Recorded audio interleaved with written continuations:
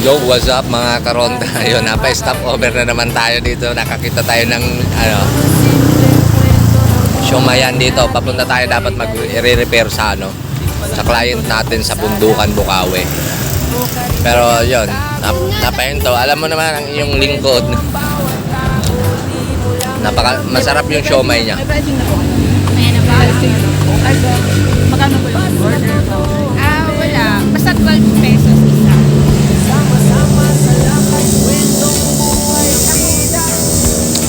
Masarap. Kasi minsan pwede na tulangin eh. Sulit yung Yung iba kasi sabi sa sulit yung price mo, 12 pesos isa. Tapos iba naman na. big siomay siya, pero nakatikim na ako ng big siomay na iba yung lasa nito eh. Parang something special.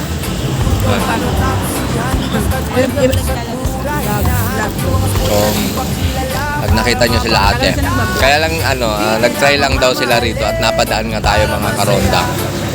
Kung sakaling mapadaan kayo, mapatry uli sila ate, subukan nyo, hindi kayo mapapahiya.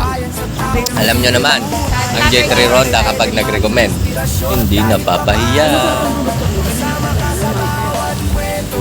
Online. Sarap po sa Santa Maria. Pero minsan sa Santa Maria. Pero bahay natin Santa Maria. Saan yung Santa Maria? Santa Cruz. Parang Santa Maria.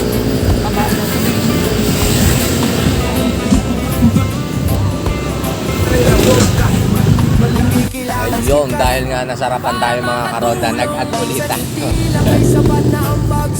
Walang diet ang J3 Ronda. Ayun, para mahanap nyo sila ate, syempre, hingin natin yung Facebook account nila. Piin nyo na lang sila kung gusto nyo para matry nyo kung ano talaga yung sinasabi natin. Yeah. Special pa siya sa sa mga ordinaryong big siomai. Na price.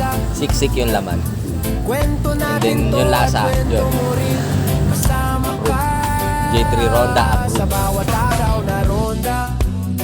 Ikaw ang aming hinahanap, mga kwentong inspirasyon sa mga taga-suporta. Ano man ang iyong storya, kami ay nandito para sa'yo.